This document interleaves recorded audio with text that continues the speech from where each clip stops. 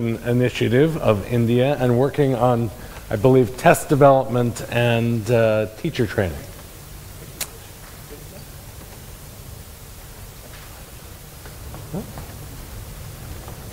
Sridhar. Yeah. Good morning. Thank you.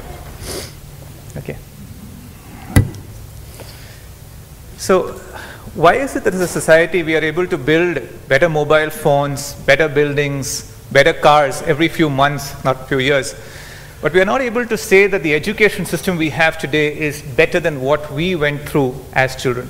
And this is the question that, I come from India, but I think we are addressing in a larger way. In our government schools, which kind of reflects what happens for education in the poor around the world, we have a situation of extremely low learning levels. The first part tells you that 50% of children are not able to write a sentence properly in grade 5. The second part says that only 25% of children in grade 4 are able to do grade 2 addition. In the private schools, which are schools for the rich, the problem that we have, again reflected in many other countries, is learning mechanically. Learning definitions happens well. Children can do an LCM problem quickly, but do not know what it means or where it is used.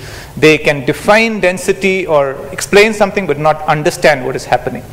So what we do is that we try to ask deceptively simple questions, and I'm going to take these in some future slides also. Measurement, which of these is the largest angle, and use these to show that this gap exists in terms of how children are learning. One of the things we are able to do based on that is talk of benchmarking. The first slide shows about different cities in India. Is somebody doing better or not? The second one talks about different states and regions. And this evokes interest and gets discussion and starts people looking at not just how many schools I have and how many children are there, but are children really learning? Even more interestingly, it allows us to diagnose at the level of the question and the skill, saying how is the learning happening?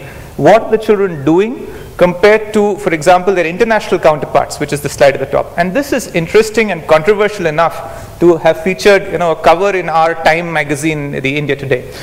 It also allows us to give insights to educators. What this graph basically shows is that 50% of children think that a plant taking in carbon dioxide is respiration, even though they learn this, and this does not change, the yellow line, from grade 4 to grade 9. So you are mechanically learning, but you are not necessarily understanding what you're doing. We then take this and talk to children and show teachers, this is what children say, and I hope the sound works here. This is 1 centimeter. Yeah. And this to this? That is 0 centimeter. This is 0 centimeter.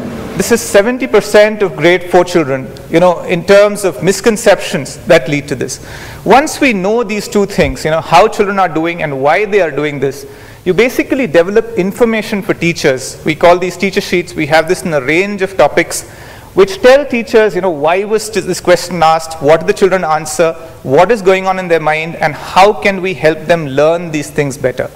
But these ideas, which are slightly theoretical and research-based, also have to be converted into something that children and teachers can actually use. So there are questions that provoke thinking that are used in schools, and programs with teachers to help them understand, these data, the research findings, and so on. It also helps us to analyze probably the most interesting thing, which is why do these misconceptions arise?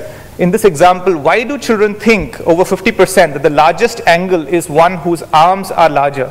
And the answer seems to be that textbooks actually say that, an angle is formed when two lines meet at a point. And if you say that, you have to correct that by using methods where, for example, in this game, which is part of an adaptive learning tool that we use, where children learn angles by being told that here is a merry-go-round, and if you pay 360 rupees, you can go a full circle, and you can put different amounts and see how much you learn. And children actually do this. First they play it, and then this forms part of a larger learning tool, which actually has questions that check for understanding, which allow a child to automatically go to a remedial when they need it, work on real-life problems when they require that, and directs weaker children but allows stronger children choice. But we think that the real power of tools like this is going to come not from animation but from intelligence. And here is a very small example that shows in a very simple way that on the same problem, different children who make different mistakes are guided in different ways towards the right answer. And this is about the individualization and the personalization of education.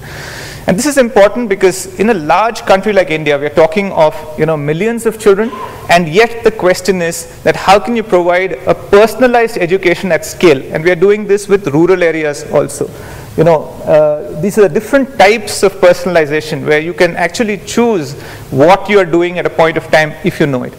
Does it work? So, based on a large number of students, pre-post controlled tests, what we basically find is that while all children benefit, it's the weakest children who benefit the most. And that is gratifying because it tells you that that is where personalized kind of inputs can help. And this is the only hope in a large educational system. Now, this is only partly about technology. Technology is the smaller piece. What we think it's really about is a new science called the science of learning. The whole focus of this science is how do people and children learn better. It's an interdisciplinary science, requiring education, computer science, artificial intelligence, and so on. It's a body of knowledge. It's a body of very systematic knowledge which says that when children are learning this is the body of misconceptions that exists. This is the way it is detected, and this is the way it can be corrected by taking children through different paths. And this kind of a body of knowledge, or the science of learning, is what will drive a lot of things in the future. And we believe that if we can do it, this classroom of the future will include a huge amount, about 50% of the time, children will actually be learning individually, engaging with systems.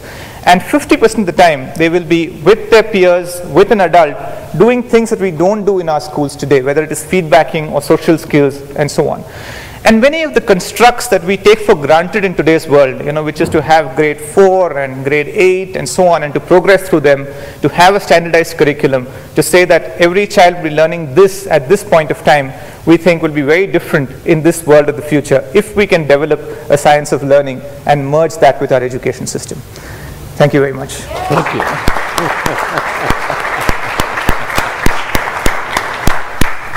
I see the first use of green cards. Thank you.